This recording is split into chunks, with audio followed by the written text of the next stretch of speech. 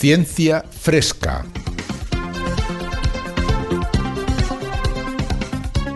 Un espacio de cienciaes.com para comentar las noticias de ciencia más interesantes de la semana. Con Jorge Laborda Fernández y Ángel Rodríguez Lozano.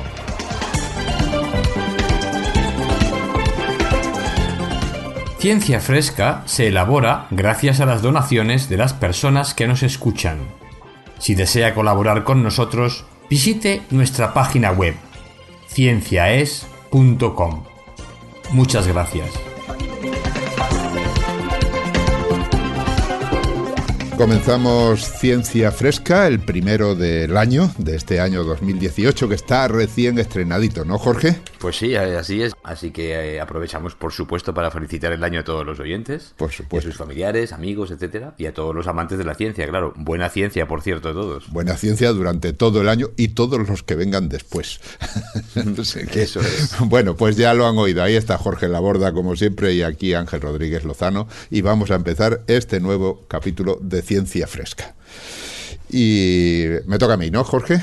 Sí, creo que sí, Ángel. Pues vamos a empezar con un viajecito de esos que me gustan a mí, que es un viajecito a Marte. Esta vez nos vamos cerca. Sí, esta vez nos vamos cerquita, pero vamos a hacernos una pregunta que no es fácil de responder. Y es, bueno, Marte es un planeta rocoso de tipo la Tierra que tiene las huellas de haber contenido agua y mucha agua en el pasado. Agua que ya ha desaparecido porque, o por lo menos no está visible, por lo menos en estado líquido, y la pregunta que se hacen los científicos es ¿dónde ha ido a parar todo ese agua?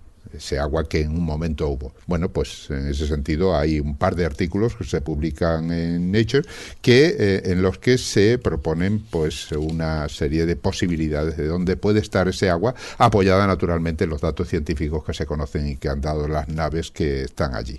Muy bien. Esa es la primera. Y la segunda, vamos a hablar de tecnología, concretamente de un nuevo tipo de lente que en lugar de ser una lente curva, como son las de nuestras gafas o las lentes que se utilizan en los microscopios, en los telescopios reflectores o en la cámara de fotos, o en las cámaras de foto o de vídeo, lente que le llaman metalente plana, totalmente plana, pero capaz de enfocar con absoluta nitidez no ya una frecuencia de la luz, que sería un color, sino todos los colores, que ahí es donde está precisamente el avance que promete revolucionar prácticamente un montón de lugares en los que se utilizan estas lentes. Porque la aberración cromática, que seguro que luego explicas, es uno de los problemas graves. Exacto, que tiene, por ejemplo, en microscopía entonces, enfocar todos los colores perfectamente en un mismo punto es realmente un avance importante. Con una lente plana. Plana quiere decir que no estamos teniendo que meter ahí un montón de lentes una detrás de otras para ir corrigiendo todas esas cosas, claro, que además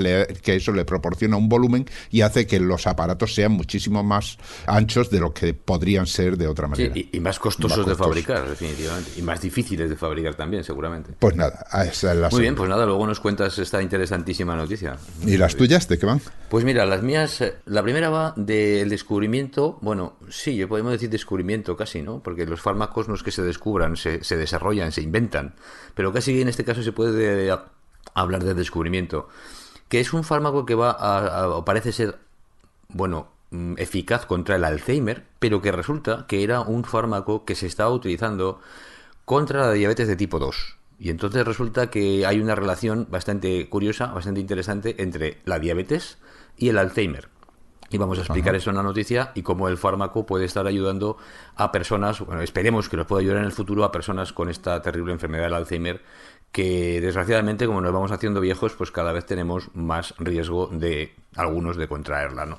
Sí. Bueno, y la segunda noticia tiene que ver con un descubrimiento sobre el funcionamiento del sistema inmune, que para mí es uno de los sistemas más fascinantes del cuerpo humano o de los animales. Es realmente impresionante los mecanismos moleculares y celulares que tiene. Y en este caso, lo que han hecho estos investigadores de la Universidad de California ha sido visualizar el proceso por el cual los linfocitos T, que son los linfocitos muy importantes en el sistema inmune, de hecho, los que son atacados por el virus del SIDA y por eso tenemos una inmunodepresión, una inmunosupresión importante, pues cómo estos son capaces de adherirse a las paredes de las venas y a pesar del intenso flujo sanguíneo, que es como si estuvieran en una inundación perpetua, ¿no? Arrastrados por la corriente. Una corriente tremenda, que luego, bueno, recomendamos que vean unos vídeos que vamos a poner en la página web para que se entienda exactamente la intensidad de esta corriente. Bueno, pues, ¿qué hacen estos linfocitos? Para agarrarse a las paredes de las venas, quedarse fijos y atravesar esas paredes y llegar a los sitios de infección, es decir, llegar a los sitios donde tienen que luchar contra los enemigos que nos intentan invadir. Entonces, bueno, me ha parecido una noticia bastante interesante y además por implicaciones que tiene a la hora de mejorar el tratamiento de infecciones, inmunosupresión de rechazo de trasplantes, en fin, todas estas cosas, como siempre, se pueden modificar, se pueden intervenir y va a tener una utilidad médica en el futuro. Muy interesante. Bueno, pues ya están hechas las presentaciones, así que empezamos ya con el viaje a Marte.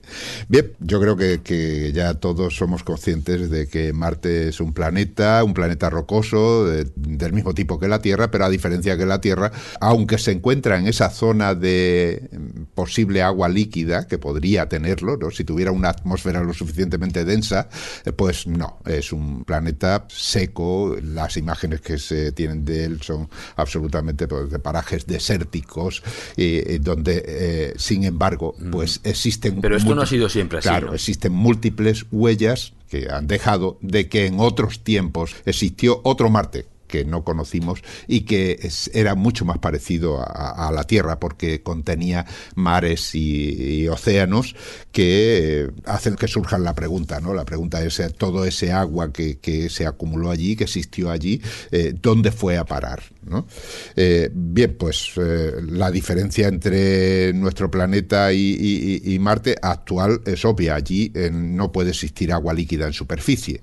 Puede existir agua, y de hecho existe en estado sólido, es decir, en forma de hielo. En forma de hielo. De hecho, incluso los últimos datos que se obtienen con las naves que están allí investigando y estudiando Marte, pues se ha descubierto que existe un volumen de hielo de agua en la zona polar. Concretamente en el Polo Norte se ha determinado que existe un casquete que tiene del orden de 821.000 kilómetros cúbicos de hielo, o sea, agua helada. Eso en el Polo Norte. En el Polo Norte. Eso equivale aproximadamente a un 30% de Groenlandia, de la cantidad de hielo que hay en Groenlandia, pero que sería suficiente como para sumergir toda la superficie de Marte con una profundidad de unos 5 a 6 metros, ¿no? Eso es porque, claro, es un planeta muchísimo más pequeño que claro, el nuestro.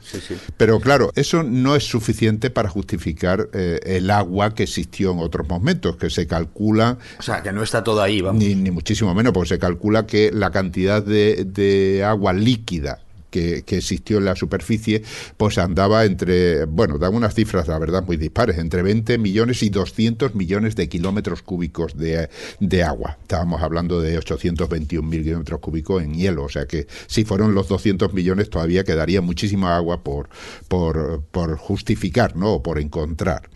Una parte de ese agua, lógicamente eso ya se propone, es que se dice que se disoció en el momento en el que Marte perdió su campo magnético, se produjo una radiación más eficiente, digamos, radiación cósmica más eficiente de la luz del Sol y de las radiaciones en general, que lo que hacían eran disociar la molécula de agua, es decir, separar el hidrógeno y el oxígeno, y el hidrógeno se perdía y el oxígeno se quedaba allí, pero se combinaba con los metales y con los minerales de la superficie.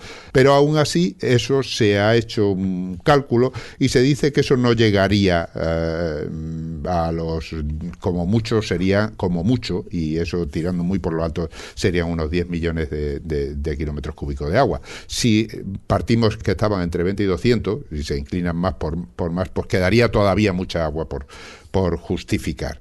¿Dónde fue a parar ese agua? Bueno, pues una posibilidad es que ese agua haya quedado ahí, pero esté bajo la corteza del planeta. Es decir, que sea agua subterránea, no necesariamente líquida. Sí, puede haber lagos subterráneos o ríos subterráneos o lo que sea. Que también puede haber, evidentemente, si tenemos algo que está empapado, pues en algunos lugares puede continuar existiendo el agua líquida, pues formando eso, pues ríos subterráneos o o lagos subterráneos y demás.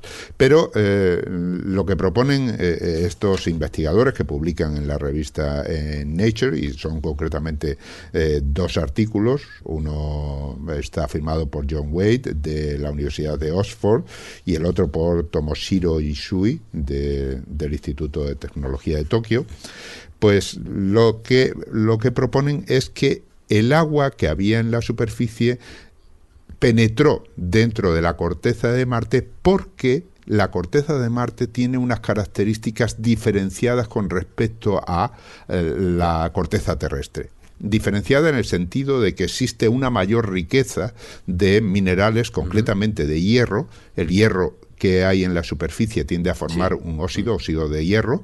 El óxido de hierro, pues claro, en combinación con el oxígeno, y además tiende a formar el basalto que se crea. Ya sabemos que el basalto es una roca ígnea, es decir, una roca que se crea a raíz de la lava de los volcanes cuando se enfría. Pues ese basalto, que es más rico en hierro, tiene del orden del 10% más, es lo que hacía era impregnar la superficie, y esa superficie, una capa de la superficie bastante profunda, del orden de 90 kilómetros de profundidad, esa superficie se hinchaba. Y al hincharse de agua, absorbía el agua que había en superficie, una gran parte del agua que había en superficie, y eso es lo que provocó que todo ese agua que ha desaparecido de la superficie y que estaba en estado líquido, ahora puede estar impregnando los minerales que hay por debajo. Eso no ocurrió en la Tierra, porque la Tierra es un planeta más grande, más caliente, y entonces es el agua que impregna la superficie no llega a tanta profundidad, sino que es más superficial. Precisamente hay un movimiento de placas tectónicas, hay un movimiento en general del planeta, es decir, con mucha mayor energía, y eso impide que el agua penetre más en profundidad. Entonces, en cambio, en Marte sí. Ahora bien, la pregunta del millón es, bueno, ¿cómo saben esto si nosotros hemos estado allí mirando, sí, eso sí, con muchas naves que están allí investigando, haciendo investigaciones, pero sin posibilidades de extraer un trozo de roca marciana y analizarla como lo analizaríamos aquí en la Tierra. De hecho, me ha sorprendido eso, que esta noticia, dices, bueno, proponen, y digo, sí, propondrán, pero está publicado en una revista de alto impacto y muy importante, donde no publican cualquier cosa sin tener buenas razones, así que es una curiosidad que tenía. Entonces, ¿cómo lo sabes? Bueno, en primer lugar, ya he dicho que existen una serie de naves que están tomando medidas desde hace ya bastantes años, y todas esas medidas, cada nave, digamos, lleva sus propios instrumentos de investigación que permiten tomar imágenes en el visible, en el infrarrojo, imágenes de radar. De hecho, pues el dato ese que daba de la evaluación de la cantidad de agua helada que hay en el casquete del Polo Norte, pues es una imagen de radar, y se ha calculado el volumen, ¿no? O sea, que se puede cuantificar. Con todas esas naves se tienen una serie de informaciones, pero hay otra información que nos la dan las propias rocas de Marte, y aquí entra pues el capítulo curioso de que esas rocas realmente sí las tenemos aquí en la Tierra. Que han llegado como meteoritos marcianos. Solo hay 12. Pero han llegado, pero no hemos ido a por ellas, sino que Marte nos las ha enviado a nosotros, ¿no? O sea, estos meteoritos son como rocas que salen de la superficie de Marte cuando otro meteorito impacta sobre Marte y envía al espacio parte digamos, de los restos de la colisión, ¿no? Exacto, esa es la historia. En Marte, lo mismo que la Tierra y lo mismo que el resto de los planetas del Sistema Solar, pues tuvieron momentos difíciles, podemos decir, en los que pues había múltiples choques de cuerpos errantes de distintos tamaños, y algunos de gran tamaño, que dejaron sus cicatrices en la Luna y son fáciles de ver, que dejaron sus cicatrices en Marte, y los mapas, si lo vemos de los mapas de Marte, y son fáciles de ver también, y en la Tierra, aunque en la Tierra pues tenemos una erosión que tiende a borrar todas esas huellas, pero aún así perduran bastantes de ellos que se han podido identificar, y uno de ellos ya sabemos que es famoso porque se cargó nada menos que a los dinosaurios. Bien, pues de todo ese bombardeo que surgió en aquel tiempo, y en aquellos tiempos además eran tiempos en los que el agua existía tanto en la Tierra como en Marte ya, en Marte en agua líquida y en la Tierra también, en ambos planetas en agua líquida. Lo que pasa es que en la Tierra luego se estabilizó porque la Tierra ha tenido, digamos, más suerte en ese sentido, ¿no? Tiene un campo magnético que nos protege, tiene una atmósfera muy densa, tiene más gravedad. Eso es importantísimo, la gravedad es muchísimo mayor, quiere decir que retiene moléculas más pesadas, ¿no? Moléculas pues como la del agua las retiene con facilidad. Si tienes una gravedad muy pequeña, esas moléculas que se están moviendo, todas las moléculas de los gases se mueven a gran velocidad, pues muchas de ellas adquieren velocidad de escape, es decir, velocidad suficiente como para escapar y perderse en el espacio. Bien, pues como decía, algunos de esos meteoritos pues chocaron contra Marte y al chocar con tanta fuerza y teniendo en cuenta que el planeta es más pequeño que la Tierra, pues es más fácil arrancar, es decir, por esfuerzos del choque, lanzar despedidos, pedazos, piedras, trozos al espacio con velocidad suficiente como para escapar al planeta y que pululen por ahí. Claro, lo difícil es decidir que esos meteoritos son realmente marcianos, ¿no? Para eso se llevan estudiando durante alrededor de 40 años y estudiando de muy distintas maneras, ¿no? Desde las composiciones, la relación de isótopos que existen dentro de los componentes de esas rocas. Se ha analizado, por ejemplo, la relación entre argón 36 y argón 38. El argón es un gas noble, 36 y el 38 quiere decir que siendo argón pues tiene uno más neutrones que otro, por lo tanto sus núcleos son más pesados, y como en Marte se perdió la atmósfera, pues resulta que la parte de argón más liviano, el que menos pesa, se ha perdido en mayor proporción que el otro, y eso marca la diferencia, por ejemplo, en la cantidad de argón que existe entre las rocas marcianas con respecto a las rocas terrestres. Es un ejemplo solo, ¿no? Y se han hecho estos análisis y muchos otros que han permitido determinar, más allá de toda duda, que esos meteoritos son efectivamente rocas marcianas. A base de esos análisis de la cantidad de gases que hay encerrados dentro de esas rocas que algunas son pequeñitas, de medio kilo, de 2 kilos, hay una de 40 kilogramos, ¿no? Hay otra de 12 gramos, es decir, tampoco es que sean muy grandes, pero lo suficiente como para encerrar dentro de ellas ciertas moléculas o restos gaseosos que se pueden analizar. Y esa composición, al analizarla, se estudia si coincide con la atmósfera terrestre o la atmósfera terrestre, teniendo en cuenta en el momento en que cayó ese meteorito, o en la atmósfera de otro planeta que conozcamos, que en este caso la de Marte la conocemos bastante bien. Entonces ahí se estudia y se comprueba, y después de hacer una selección de muchísimos candidatos, estos en concreto, pues se ha llegado a la conclusión de que vienen de Marte. Claro, ¿estos qué son? Pues son rocas, como he dicho, de tipo, pues algunas contienen basalto, es decir, contienen una serie de minerales que son precisamente los que andan buscando estos investigadores para corroborar o para apoyar su hipótesis de que el agua que no vemos, el agua que se ha perdido, está precisamente en esas rocas. Y por la composición que descubren de esos meteoritos, pues es coherente, digamos, con la idea de que el agua está atrapada en la corteza de Marte. Ahí es donde está el quid de la cuestión. Entonces, efectivamente, han comprobado esa riqueza mayor en hierro y con todos los análisis que han hecho, pues aparte de los modelos teóricos y los conocimientos que se tienen del planeta, pues todo ese conjunto de datos es el que le llega a la conclusión de que el agua sigue Realmente, ahí. Realmente este tipo de noticias a mí me dejan un poco a veces sobrecogido, ¿no? Porque dices el poder de la ciencia, de la investigación a lo largo de años para poder conocer algo que podría parecer de entrada prácticamente imposible de conocer, ¿no? Sí, efectivamente.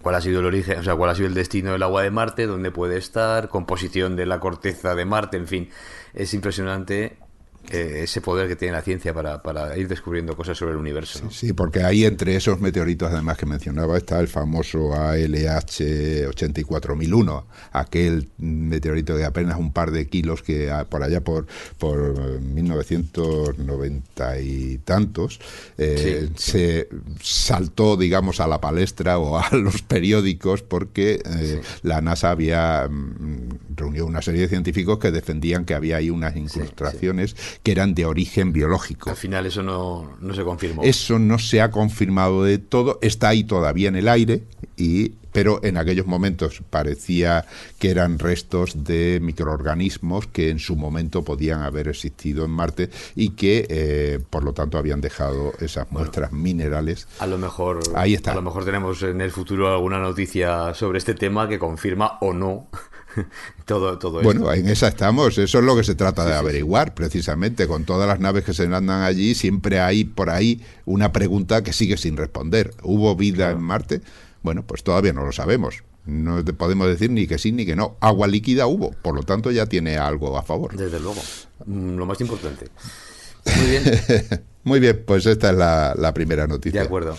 Vamos a por la primera. Sí, vamos a cambiar totalmente de tema. Ahora no solamente volvemos a la Tierra, sino que nos vamos a meter en el interior de nuestros cerebros, en el interior de nuestras células. Así que vamos a hacer un viaje a la inversa, ¿no? Y vamos a hablar efectivamente de la enfermedad de Alzheimer y de aparentemente un nuevo tratamiento que se ha podido desarrollar contra esta enfermedad, que nada tiene que ver con, digamos, de inicio con las neuronas, ¿no? Sino con la diabetes. Entonces vamos a explicar un poquito esto. Bueno, primero hay que decir que desde luego la enfermedad de Alzheimer pues es una de las más terribles para mí, ¿no? Porque es una enfermedad que se caracteriza porque vamos perdiendo la memoria, vamos perdiendo la capacidad cognitiva, vamos perdiendo incluso nuestra identidad de quiénes somos, dejamos de reconocer a nuestros seres queridos, o sea que nos vamos muriendo antes realmente. Para mí eso es lo más terrible, perder la identidad, ¿no? Sí, aunque bueno, gente que ha estado tratando a estos pacientes dice que ellos no sufren con esto, curiosamente. No. Me refiero, cuando decía terrible, no me refiero a que los pacientes sufran, sino que pensando egoístamente en mí mismo, pues para mí sería lo peor. Sí, ¿no? Efectivamente, ¿no? Y para mí también me parece una enfermedad tremenda, terrible, ¿no? Aunque yo digo que parece que el que la sufre no sufre, no sufre mucho. No sufre. Los que sufren más son los que le rodean, ¿no? Los en fin, familiares, amigos, etcétera, que sí que se dan cuenta de lo que está pasando, mientras que parece que el paciente pues a veces no se da cuenta de lo que pasa, ¿no? Menos mal. Claro. Bueno, se ha investigado mucho sobre esta enfermedad porque es una enfermedad que, además de ser terrible, pues causa un montón de problemas. Además la población va envejeciendo, va a haber cada vez más personas que van a ser dependientes de esta enfermedad y por tanto sería interesante pues tratarla o intentar frenarla, ¿no? Por lo menos. Se ha descubierto que una de las moléculas que son responsables de la progresión de esta enfermedad es la llamada molécula beta-amiloide. Bueno, seguramente se habrá oído en los medios de comunicación, etcétera, o cualquiera que esté interesado en la noticia de la ciencia, porque ya lleva muchos años esta molécula siendo, digamos, apuntada con el dedo como la culpable del Alzheimer. Parece que esta molécula se agrega en placas y lo que hace es molestar o impedir o destruir las conexiones entre las neuronas o incluso impide que éstas puedan vivir bien, ¿no? Y induce la muerte de ellas. Porque es una proteína realmente. Sí. O sea, una proteína que se va simplemente uniendo unas a otras y formando ahí un cuerpo extraño, digamos, que impide... Efectivamente. Bueno, de hecho, fíjate, hay investigaciones que indican que esto es una respuesta antimicrobiana. O sea, es como si el cerebro o las células detectaran una amenaza.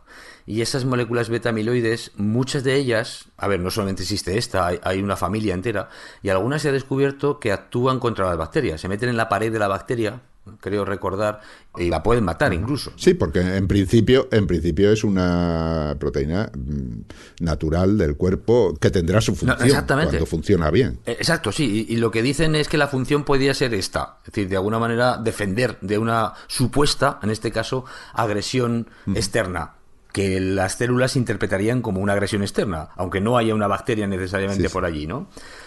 Bueno, en cualquier caso, resulta que esto es lo que se cree de la beta-amiloide, que estaba molestando las neuronas, pero hay otras investigaciones que han apuntado a que esta proteína afecta a la capacidad de las neuronas para absorber el nutriente más importante que tienen las neuronas, tienen estas células, que es la glucosa. De hecho, el cerebro es el mayor consumidor de glucosa del organismo.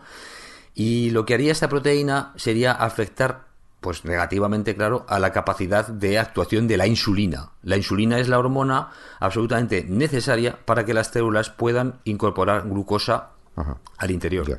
Bueno, si estas investigaciones son ciertas, muchos investigadores piensan que puede serlo. ¿Qué han hecho? ¿Qué ha pasado? Pues que se ha investigado sobre si algunos fármacos conocidos o algunos fármacos que se están desarrollando para tratar la diabetes, particularmente la de tipo 2, que es una enfermedad que está caracterizada porque las células resisten a la acción de la insulina, es decir, no responden a la presencia de la hormona y no incorporan la glucosa. Entonces hay que ayudarles a que efectivamente respondan a la hormona o engañarlas de alguna manera, como si la hormona estuviera por allí y las células entonces se pusieran en marcha para absorber la glucosa.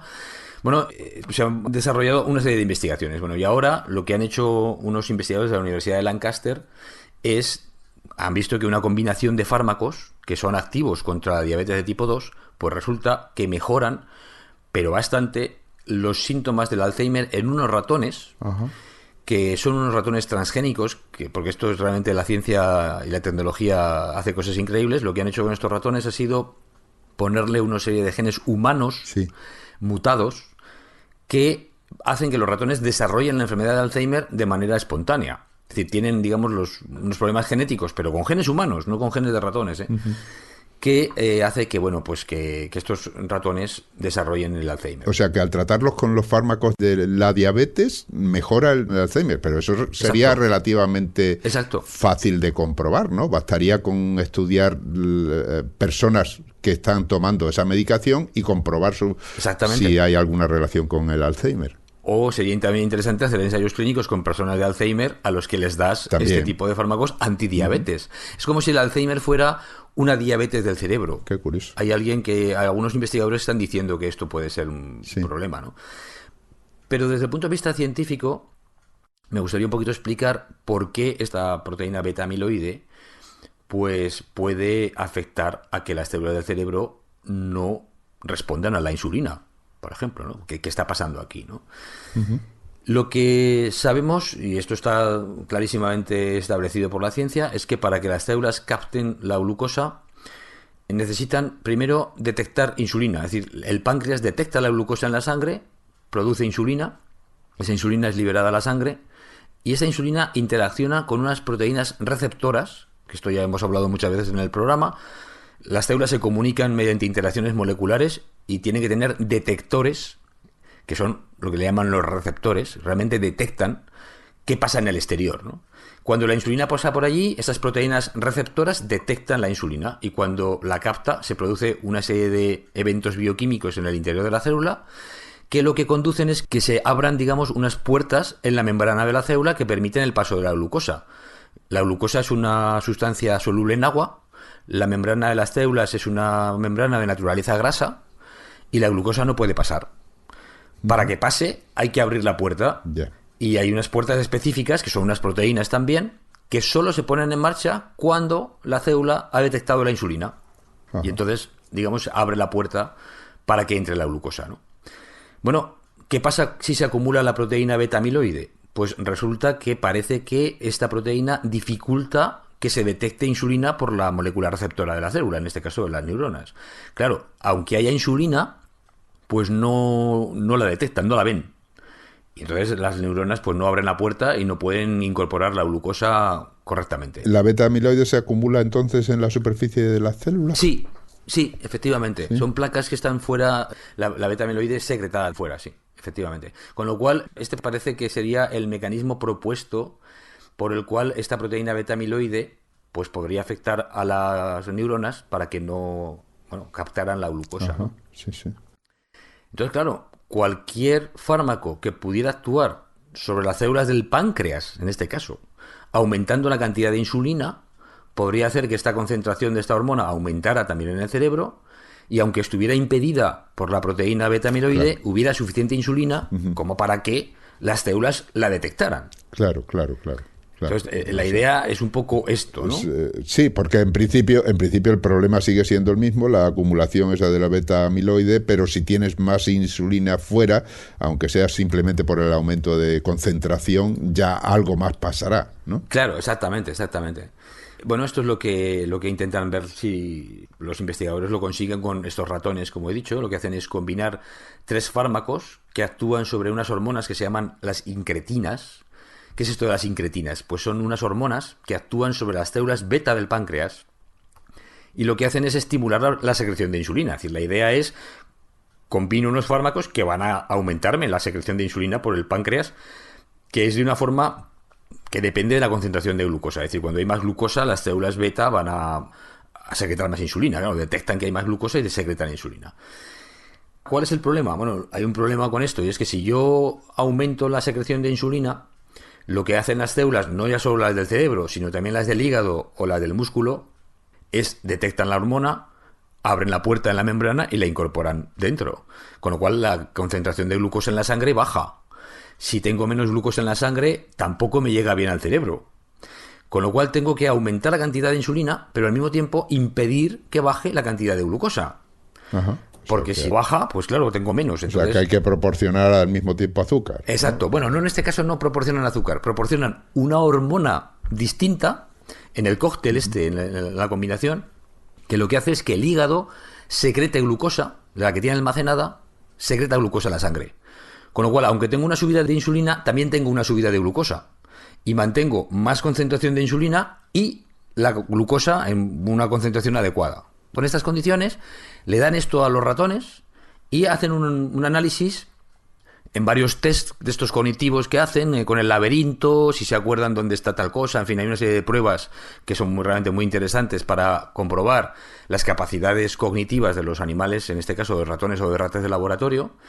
Y bueno, pues vieron que efectivamente esto mejoraba mucho, ¿no? O sea, ese tratamiento mejoraba mucho las tareas de aprendizaje, la memorización. Claramente estos animales tenían mejores capacidades cognitivas, por tanto. Además resulta que cuando analizan el cerebro de estos animales, ven que este tratamiento mejora la producción de una proteína que se produce en el cerebro, que es una proteína protectora de las neuronas. Con lo cual tenemos una protección adicional. Y además, los fármacos estos disminuyeron la cantidad de producción de la proteína beta-amiloide. O sea, baja la cantidad de beta-amiloide. Pues eso sí que es interesante, claro. Efectivamente. Lo cual, en mi opinión, indica que efectivamente esta producción de la beta-amiloide es una respuesta a algún estrés. En este caso, el estrés podría ser que no hay suficiente glucosa. Entonces, las células están, digamos, bueno, pues bajo una señal de alarma, secretan esta proteína como medio de defensa. Resulta que este medio de defensa descontrolado les hace daño a ellas. Sí. Y esto se descontrola y se desequilibra completamente, ¿no? Ajá. Bueno, al incorporar glucosa mejor, ese estrés podría bajar. Sí. Y por tanto hay menos necesidad de producir esa proteína de defensa, entre comillas, que sería la beta-amiloide. Qué curioso. Con lo cual, bueno, todo esto parece ser muy buenas noticias desde el punto de vista, al menos de los ratones de laboratorio. Sí, habrá que ver. Y claro, y habrá que ver si este tipo de estrategias, que ya no solo son un fármaco, sino, como digo, una combinación de fármacos, que hay que estudiar la dosis de cada uno, cuál es la mejor combinación, en fin, realmente un montón de parámetros que no es fácil de estudiar en pacientes humanos, ¿verdad? Habrá que esperar, pero yo creo que vamos avanzando pues hacia el objetivo de que si vamos a morir, pues que no sea de Alzheimer, que realmente, en fin, que muramos por lo menos con nuestras capacidades mentales y que no tengamos que ser tan dependientes de que los demás nos cuiden absolutamente de todo. En fin, que realmente estas personas acaban siendo unos dependientes intensos, ¿no? Profundos del cuidado de los demás. Y esta es la noticia, me parece interesante. Lo importante es que haya ahí lo de siempre, dinero de investigación para que potenciar esas investigaciones y tener, si se encuentra con que efectivamente los seres humanos respondemos lo mismo que los ratones en ese sentido, pues que se cuente con un fármaco que se pueda aplicar, ¿no? Estoy de acuerdo, pero bueno, ya que has mencionado el dinero de la investigación, que es evidentemente una condición necesaria para que haya investigación, no me parece, sin embargo, que sea una condición suficiente. Hay también que incentivar que los jóvenes pues estudien carreras científicas, se formen, quieran dedicarse a esto, y claro, si las carreras de los científicos son muy difíciles, pues la juventud no está ahora como para hacer estos sacrificios sin tener una recompensa o una clara, digamos, estabilidad laboral, reconocimiento, etcétera, lo cual creo que estamos, en fin, en algunos países distamos. Todo va unido. O sea que hace falta muchas cosas para que esto efectivamente pues se haga realidad. Afortunadamente la ciencia va haciendo realidad muchas cosas prácticamente todos los días. Pero sin duda que si tuviéramos más incentivación de esta actividad científica, haríamos más cosas realidad más frecuentemente, sin duda todos los días también. Muy bien. Pues ahí queda. Empezamos un nuevo año, seguimos insistiendo en lo mismo que el antiguo. más apoyo y más dinero para la ciencia. Bueno, que en el mismo que el antiguo y que en la década anterior y que en la década anterior. O sea, que si fuera solo el año pasado. Muy bien. Bueno, pues cambiamos de tema. Vamos a hablar de un aspecto que yo creo que es muy interesante, porque también incluso... Esta segunda noticia me ha dejado muy... En fin, me parece interesante. Sí, a mí me ha llamado muchísimo la atención, porque claro, uno está acostumbrado, como decía al principio, ¿no?, en pensar en las lentes, ¿no? Sabemos que las lentes se utilizan para todo. Tú lo has dicho, las cámaras de los móviles, por supuesto, ¿no? Porque ahora hay que empezar por ahí cuando se ponen los ejemplos. Antes había que empezar por los telescopios, los microscopios, etcétera. Ahora se empieza por los móviles. Bien, hemos avanzado en eso. Bien, pues esas lentes que se utilizan en todos estos aparatos, ¿no?, y que son fundamentales, pues que desde el microscopio que sirve para ver, para vosotros, pues fíjate, indispensable para vuestras investigaciones, ¿no?, o los telescopios para esos viajes que a mí tanto me gustan, pues o para los móviles, pues todas esas lentes... Oye, y a mí también me gustan, ¿eh? Ya, claro. Digo, vale, depende de lo suyo.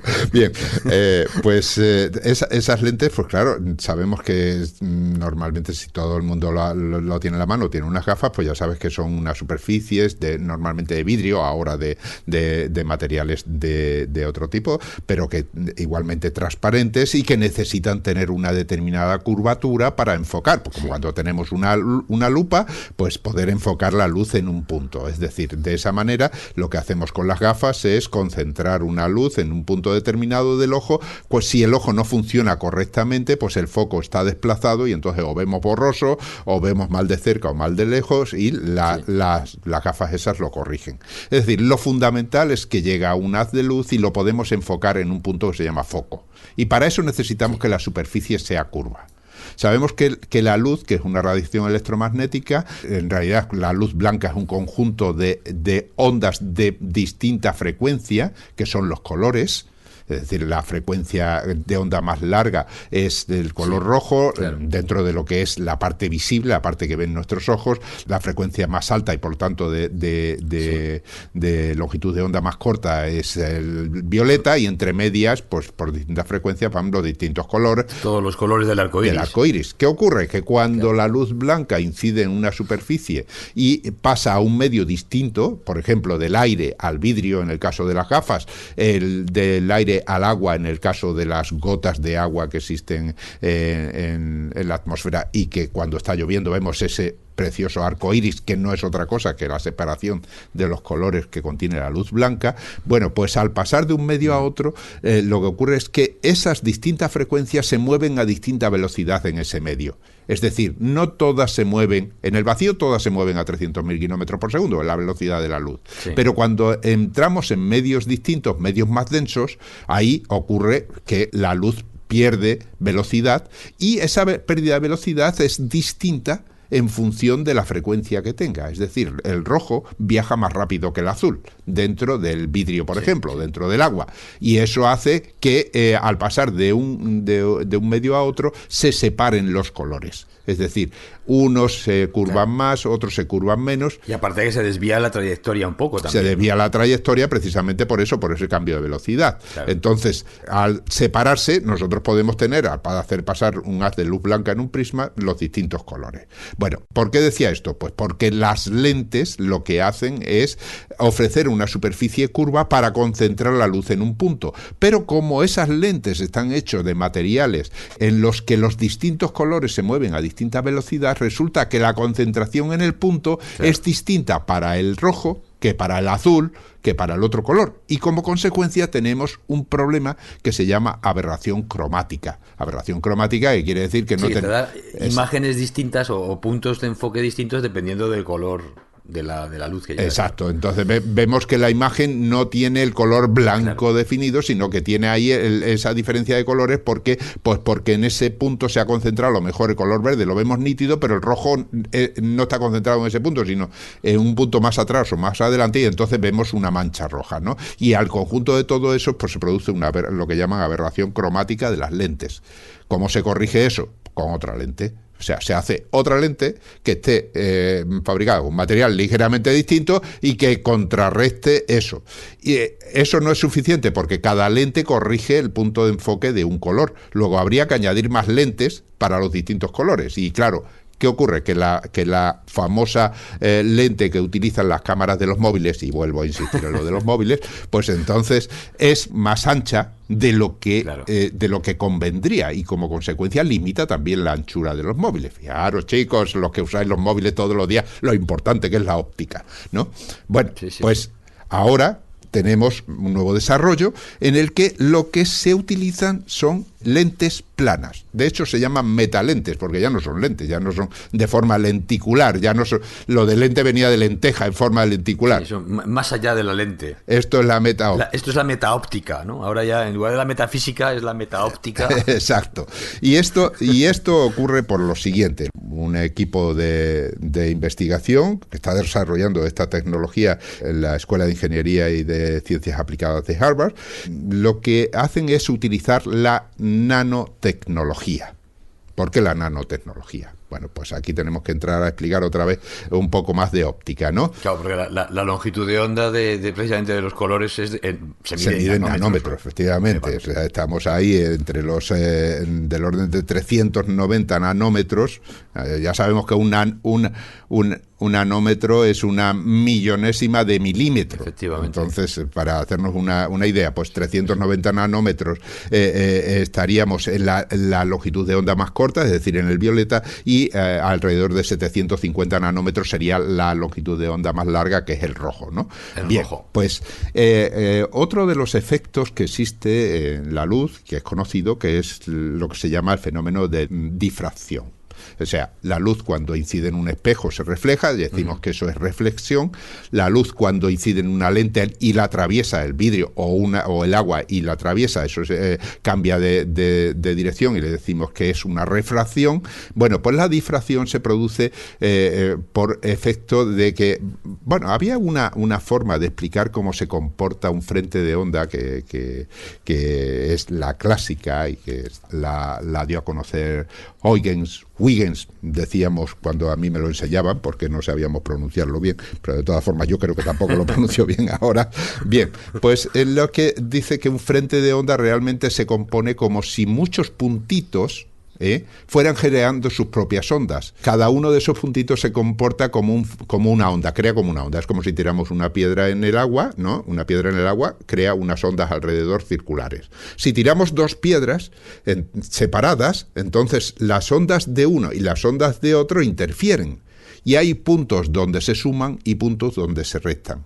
De tal manera que hay sitios donde crece, digamos, la ola crece, y otros donde se anula una ola y la otra, si están en fase o no están en fase. Si tenemos infinitos puntos, pues resulta que siempre que estén todos ordenados en una misma superficie, cada uno va produciendo su ondita, claro, pero están, si la parte lateral a la izquierda y a la derecha de la onda van interfiriendo con los que están al lado, y el frente se va sumando, de tal manera que la onda se transmite como si fuera una onda plana hacia adelante, porque hacia los lados se van interfiriendo unos con otros y van desapareciendo. ¿Qué ocurre? Que cuando esa onda plana se encuentra con un objeto entre medias, como está tapando parte de las ondas generadas por algunos de los puntos, se distorsiona y se crean ahí una especie de difracción que llaman, es decir, unas imágenes espúreas ya la imagen ya no es nítida. Ya.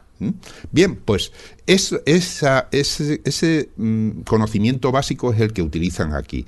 Sobre una superficie plana, lo que hacen es poner unos puntos de tamaño nanométrico más pequeños que la longitud de onda de la luz, que lo ponen de un material que se llama dióxido de titanio. Esos los van colocando, pero no de cualquier manera, y está puesto sobre un sustrato transparente.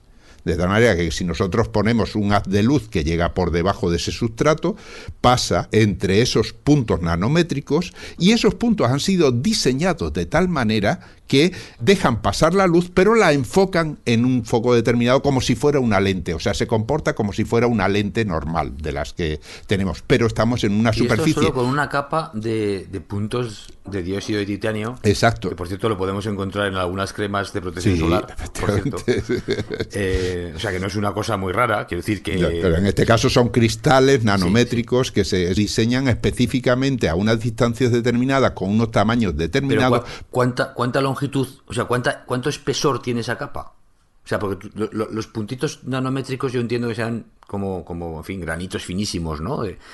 Pero eso solamente es una capa de esos granitos y ya está. Solamente una capa, y además juegan con el tamaño y con la forma. De tal manera que en un principio las primeras metalentes que se habían diseñado solo enfocaban un color determinado. Le pasaba lo mismo que a las lentes normales. Es decir, el punto de enfoque enfocan todos, pero el punto, aquellas que van justo al foco, es decir, al punto, pues era solamente pues una determinada frecuencia, un determinado color, ¿no? Sin embargo, ahora han modificado esos puntos nanométricos, han construido pares de puntos de distinta forma, de tal manera que cuando uno provoca que se enfoque una determinada frecuencia, el otro hace que se enfoque otra frecuencia distinta, de tal manera que las dos coinciden en el foco. Y así, creando estos puntos, han conseguido crear una metalente que por fin puede enfocar la luz blanca. Enfocar la luz blanca quiere decir que todos los colores van al foco. Todos los colores. Y por lo tanto, tenemos ahora una nueva posibilidad que se puede aplicar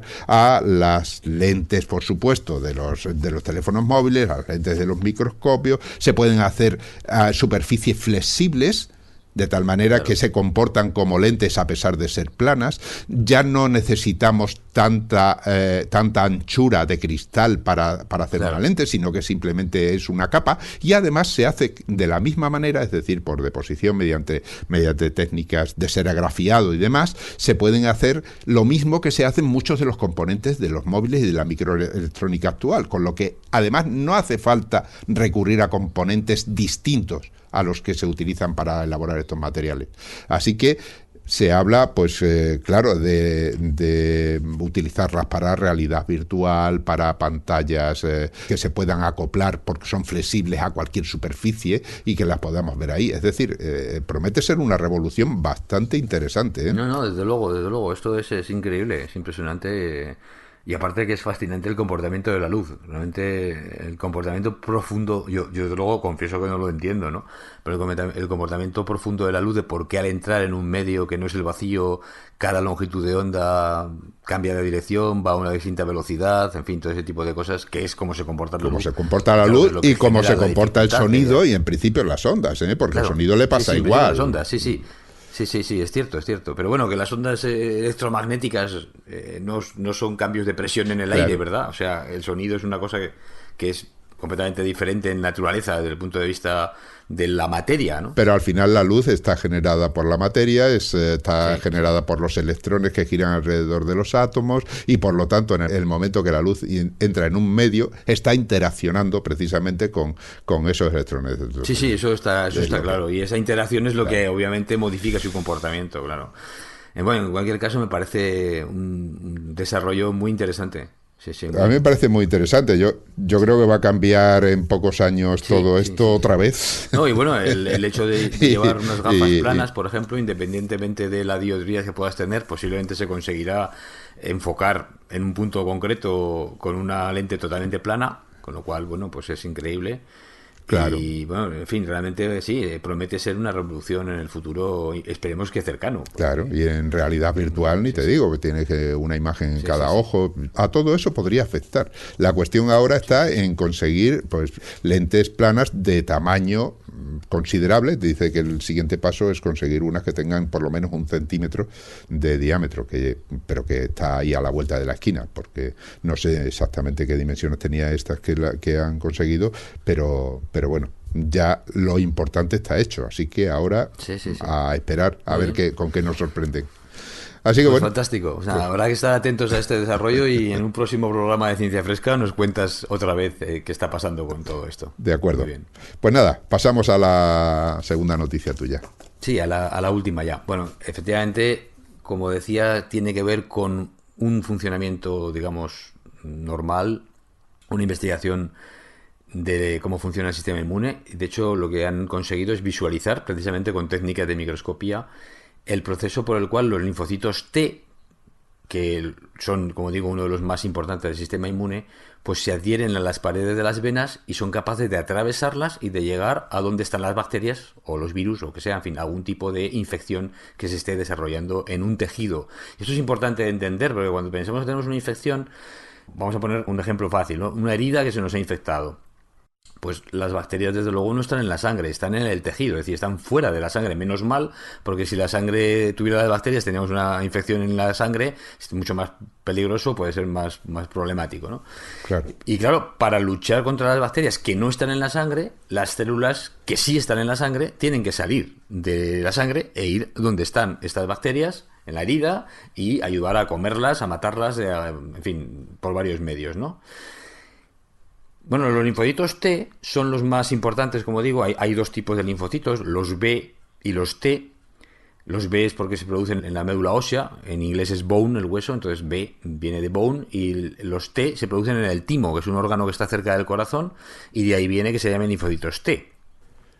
Bueno, pues estos son los más importantes, como digo. Y estos navegan por ahí por la sangre, ¿no? Sí, O sea, navegan por la sangre, pero a ver, la navegación, digamos, depende del estado en el que están. ajá.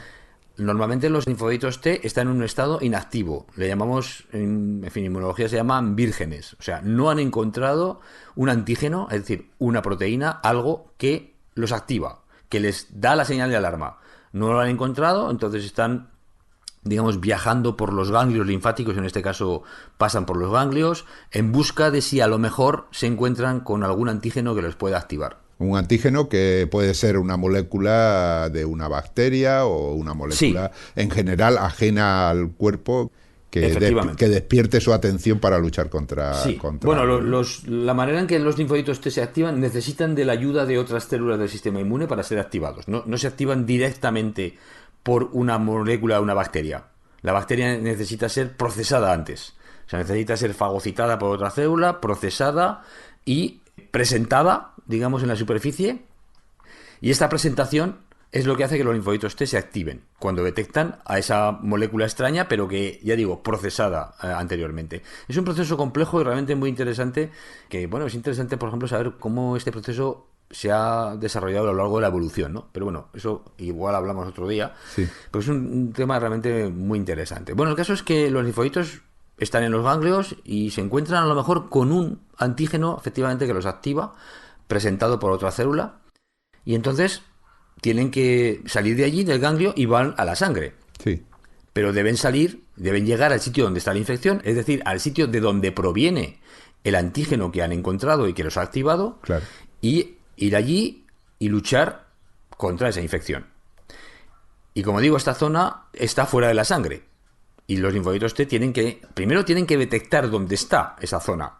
Y después tienen que llegar hasta allí, o sea, fijarse en esa zona, estamos todavía dentro de la sangre, y ser capaces de atravesar los vasos sanguíneos para meterse en los tejidos y ahí hacer su función de luchar contra... O sea que van arrastrados por la corriente sanguínea, ¿no? Que la corriente Sí. sanguínea es bastante fuerte, ¿no? ¿A qué velocidad se mueve la sangre? Pues la verdad es que en centímetros por segundo, espero que depende obviamente también de Claro, si este es un o sea, capilar o este es una claro, arteria. lógicamente. O sea, no es la misma velocidad en todos los lados.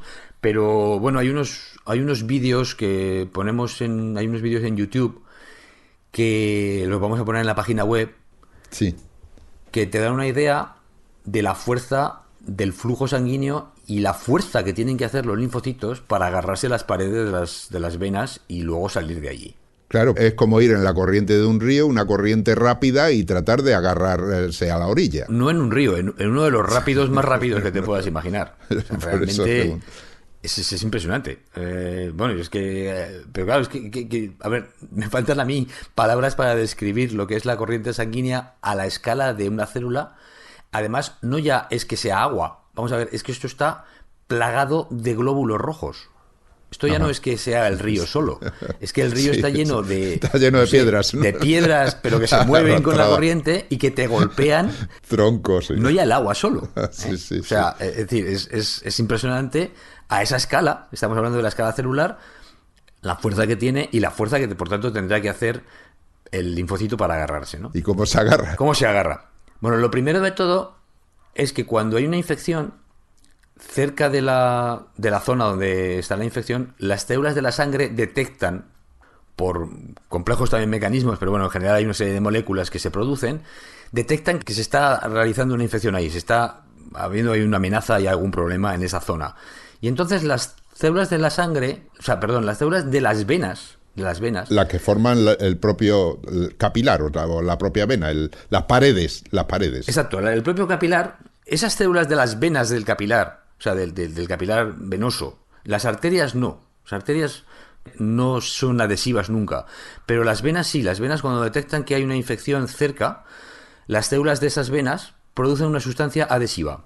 Ajá. Es decir, una especie de pegamento, sí, que le va a poder permitir al linfocito pues adherirse, ¿no? Ya. Estas moléculas adhesivas de las venas son complementarias, es decir, son capaces de pegarse a otras moléculas que va a producir el linfocito T cuando está activado, pero no cuando no está activado. Es decir, el linfocito que no está activado pasa por allí porque como no está activado no tiene nada contra lo que luchar. No es esa su guerra, digamos. Ajá. O sea que tiene un gancho, podemos decir. Sí, pero solo cuando está activado. Solo cuando está activado tiene unos ganchos que van a engancharse con esas moléculas. Bueno, de hecho, de entrada, no es que sean unos ganchos, es una especie como de velcro molecular. Digamos, las células de las venas producen unas moleculillas ahí que se pegan a otras del linfocito. Es como si fuera, ya digo, un velcro en donde cuando llega el linfocito por allí, se une ese velcro y la corriente lo arrastra, pero lo arrastra mucho más despacio. Es como si fuera, a ver, imagínate una pelota de tenis que tiene sus pelitos, ¿verdad? Bueno, si tú la tiras por un suelo liso, la pelota rueda prácticamente como si fuera de goma. Los pelos no interaccionan. Pero imagínate que la tiras por una zona donde hay una moqueta densa, algo que interacciona con los pelos de la pelota de tenis. Obviamente la pelota de tenis no va a rodar igual. Claro, va perdiendo velocidad. Entonces, de entrada lo que se produce es esto, es una adhesión parcial que no es suficiente para mantener al linfocito fijo, pero que le permite establecer otras interacciones más fuertes, o sea, le da tiempo a ese linfocito a establecer unas interacciones más fuertes que le permiten pegarse más fuertemente a la pared, ¿no? O sea que es un sistema de frenada. Exacto. Previo a la parada. Efectivamente. ¿No? Ajá. Entonces, el sistema de frenada sí que se conoce bastante bien. Lo que no se conocía del todo era los procesos físicos, digamos, por los cuales el otro proceso, que es el de parada, el de agarre, y ya no solamente el de agarre, sino que luego atravieso la pared del vaso sanguíneo entre dos células de ese vaso que forman la pared, me tengo que colar por ahí y salir hacia el otro lado. Bueno, todo este tipo de mecanismos no se conocían, digamos, desde el punto de vista, bueno, no se habían visualizado, ¿no? Y lo que hacen ahora, pues esto, investigadores, bueno, publican esto en la revista de Cell Reports, y que son los investigadores de la Universidad de California, en La Joya, y utilizan una técnica de microscopía que es específica que han desarrollado ellos, que la denominan nanoscopía de huella dinámica cuantitativa, y lo que hacen también es modificar a los linfocitos, en este caso de ratón, para que sean fluorescentes. Es decir, les ponen un gen que cuando les dan una luz de una frecuencia determinada, volvemos a lo de las lentes, pues ahora los linfocitos me van a dar un color rojo, con lo cual puedo seguir los linfocitos iluminados con una determinada luz. Solo las células que sean rojas son linfocitos, porque las demás células no van a ser rojas. O sea, solamente me fijo, por tanto, en esos linfocitos. Bueno, imagino que le pondrán otro color, porque ahí se confundirán con los glóbulos rojos. No, los glóbulos rojos en microscopía no se ven rojos. Ah, no se ven rojos. No se ven rojos. Curiosamente, no tienen el color rojo que se ve luego en la sangre, digamos, toda junta. No lo sabía. O sea, que no tiene influencia. Bueno, el caso es que lo ven así. Y lo que hacen es ver que efectivamente los linfocitos activados se pegan, los linfocitos vírgenes no, y son capaces de ver que los linfocitos T generan una especie como de prolongaciones cortas, primero, que son como los cabos que utilizan los barcos para, digamos que utilizan, es la misma función, ¿no? Los barcos tienen unas cuerdas que las echan y los dejan amarrados al muelle para que no se muevan.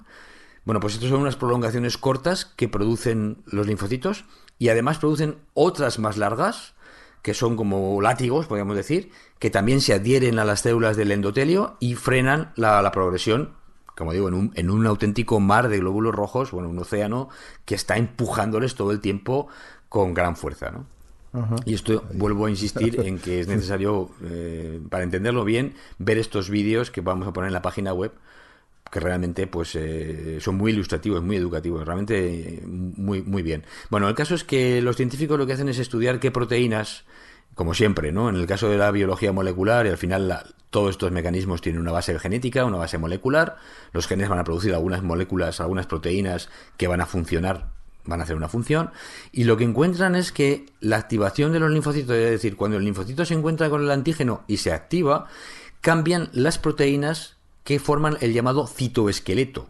A ver, el citoesqueleto parece mentira, pero las células también tienen esqueleto. Ajá. Está formado por una serie de un entramado molecular que interior a la célula, claro, que le da una forma. Es decir, las células tienen determinadas formas porque el citoesqueleto, que es la parte, digamos, interna de la célula, con una especie como de andamio molecular, le da esa forma. Ya, sí. Y lo que tienen que hacer los linfocitos T en este caso es modificar esa forma para que el citoesqueleto permita la formación de estas prolongaciones, de estos cabos, digamos, de estas especie de látigos que permiten la adhesión a las células del endotelio. Ajá. Muy interesante. Bueno, pues esto es lo que descubren. Descubren que hay una serie de proteínas de este citoesqueleto que, si no están, obviamente no permiten la formación de estas prolongaciones, no permitirán, por tanto, la adhesión de los linfocitos y no permitirán que estos salgan de las paredes sanguíneas, porque, ya digo, es absolutamente imposible que las células del sistema inmune se agarren a las paredes, sí, en esa corriente, claro, tan inmensa. Entonces, ¿qué importancia tiene esto? A ver, por ejemplo, un trasplante puede ser rechazado, y de hecho lo es, porque los linfocitos T, activados por los antígenos extraños de ese trasplante, salen de los vasos sanguíneos en ese órgano trasplantado, lo infiltran, es decir, salen fuera de la sangre y atacan a las células del órgano. Si evitamos que los linfocitos T salgan de la sangre, obviamente el rechazo no se producirá.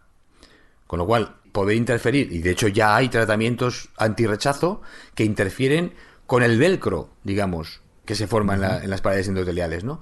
No interfieren con la formación del citoesqueleto o con la modificación del citoesqueleto. Esto es una parte más, un conocimiento más de todo este proceso que me puede permitir desarrollar un fármaco o algo que me impida que esos linfocitos T se puedan adherir a las paredes de las venas y, bueno, producirme un rechazo. Al contrario, podría potenciar esta adhesión y permitir que los linfocitos T, en algunos casos, en algunas personas que a lo mejor no tienen este mecanismo, pues con una eficacia completa, pues bueno, lo podamos potenciar y evitar que tengan infecciones repetidas, en fin, que sean más eficaces para luchar contra infecciones, ¿no? Claro. Es decir, como siempre, el nuevo descubrimiento de un mecanismo nuevo, pues lo que me permite es poder intervenir sobre este mecanismo, o al menos me abre la puerta, la posibilidad a poder intervenir, a poder hacer algo nuevo contra este mecanismo o a favor de él, es decir, potenciarlo, dependerá de nuestros intereses, ¿no? Y bueno, esto es lo que han descubierto, que me ha parecido pues un descubrimiento fundamental, de ciencia fundamental, pero como siempre, este descubrimiento de ciencia fundamental... Sí, que claro, el alcance luego está por ver y es cuestión de desarrollos que vienen posteriormente, ¿no? Pero la ciencia básica es fundamental, eso está claro. Sí, sí, absolutamente. Sin conocimiento es imposible desarrollar nada, es decir, sin saber qué voy a hacer. Sí. Es imposible, tengo que primero conocer y después que conozco puedo decir, pues si esto es así, lo puedo modificar de esta manera, lo puedo potenciar de esta otra. Pero definitivamente, si no conozco los mecanismos, no conozco qué está pasando, pues es muy difícil que pueda, de manera, digamos, informada o educada o inteligente, poder intervenir, ¿no? Si no, esto es simplemente por azar, prueba y error. Bueno, le voy a dar esto a ver si funciona, ¿no? Voy a ver si esto marcha. Realmente es una manera de investigar, pero no es quizás la más adecuada. No, y además, si estamos siempre pensando en las aplicaciones, luego se nos pueden escapar precisamente esos comportamientos básicos que son los fundamentales para encontrar esas aplicaciones. Claro, claro. Sí. Ahí, si Fleming hubiera tirado a la basura la cápsula esa de Petri con el moho, porque no era importante, porque esto para qué, pues no habríamos tenido la penicilina. Sí, él tuvo la curiosidad de decir, oye, ¿qué está pasando aquí? Claro. Que se están muriendo las bacterias, hay que estudiar aquí qué pasa, ¿no? Y efectivamente eso es una pregunta fundamental, sí. Muy bien, pues aquí se acaba este primer programa del año.